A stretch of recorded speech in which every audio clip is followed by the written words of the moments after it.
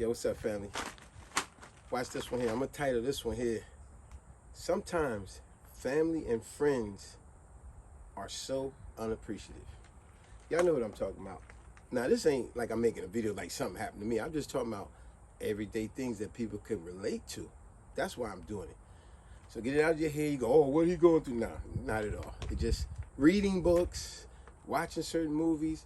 And yes, I gotta admit, sometimes we all been through that with family and friends. You know how you might do something for somebody from the kindness of your heart, right? And not that you want nothing back, but whenever you do need something, what a thing it is that person is so insensitive. And as always, you know I love to give you a word of the day. That's gonna be the word of the day, insensitive. What does the word insensitive mean? It means another way of saying inconsiderate. But if you look it up, it actually means a person showing no concern for another person's feelings. Let me get to the point. How many times you, as family or friends, may have helped out your family or friends going through a tough time? They late on their rent, they're about to get evicted. You helped them pay their bills.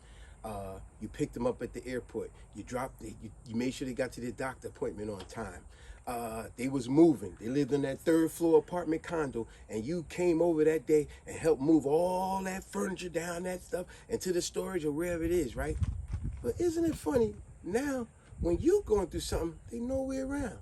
You might be starting your own business, moving into a new place, tight on some bills or whatever. All of a sudden, they not nowhere around because they're being insensitive. Remember, inconsiderate. A person showing no concern for another person's feelings. Isn't that funny? And then if you do run into them, you bring this up to them. Yo, why you ain't help me out with my venture, what I was doing? Oh, I didn't know you was going through that. That's bull crap. Because see, news travel quick and bad news travel real quick. You ever spoke to somebody that's in prison? Boy, they'll tell you what's going on in the streets before it hit the next door neighbor. You be like, how you find this out?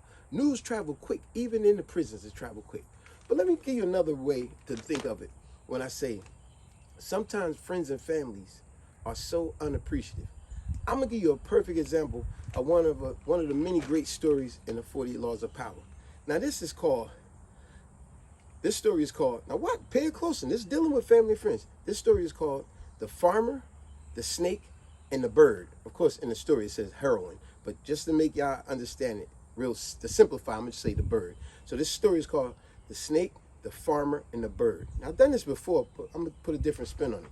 Now this is how this story goes. One day some hunters were hunting this snake, and the snake was running for his life, and it came upon a farmer. And it said to the farmer, please help me, they're trying to kill me, please help me. So the farmer said, okay, no problem. Why don't you, I'm gonna bend down. I want you to crawl in my mouth and go into my stomach. I know it sounds crazy, but just stay with me. So the farmer bent down, the snake crawled in his mouth and got in his stomach where it was nice, safe, and warm. Once the hunters came and couldn't find him and they left, the danger was gone now. Once they left, the farmer said, okay, you could come out now, the danger is gone. You know what the snake said? No, it's warm in here. It's safe and comfortable. No, I don't think I'm leaving. I'm gonna stay here. And the farmer said, yo, what the heck? Man, I just helped you out. And this how you gonna repay me? So he would not leave, right? So now as the farmer was carrying on, he come across this bird and he whispered to the bird what exactly just happened and how the snake is doing him dirty. So the bird said to him, whispered in his ear, he said, why don't you bend down and squat like you removing a bowel movement? I want you to strain real hard. And once the snake comes out, I'm gonna take it out of you. Once the head come out, I'll take it out. So sure enough, the farmer did that, and as the snake came out of his rectum, the bird grabbed it and snatched it and killed it. Now, the farmer says, I think there might be some residue poison left over. I'm a little afraid. So the bird said, no need to be afraid. I can tell you how to cure that. It's a real easy remedy. All you need is 6 white birds. And the bird that was telling this, he was a white bird. He said, you need to get 6 white birds and boil them and eat them, and that'll get rid of the poison. And right away, the farmer said, well, you're a white bird, and snatched them and threw them in a bag. And then the bird said, hey, man, I just helped you out. Why would you do me dirty like that? I just helped you. See how insensitive these people are? So now, as he's going home, he gets home, and the farmer tells the wife everything that happens. And now the wife says, How could you do that to that poor bird? That bird helped you out. That bird did you a good service, even saved your life, and you would do that to that bird? No, no, I'm going to let this bird out. So the wife opened up the bag and let the bird out. And upon the bag, once the bag got open, the bird jetted out of the bag and poked his wife's eyes out and flew away. Now, let me break down that story. You see, each one touches on family and friends. The first one, see how the farmer helped the snake out? And the snake said, I'm not leaving your belly. I feel nice and warm. Know what that kind of reminds me of? An ungrateful tenant that don't want to pay rent no more. And then they want to make up all these excuses of, oh, I got mental stress. I don't got nowhere to go, like the snake. I don't got nowhere to go. I've been going through problems. I lost my job, all this stuff. None of that is my concern. You got to leave, right? Does it not sound familiar?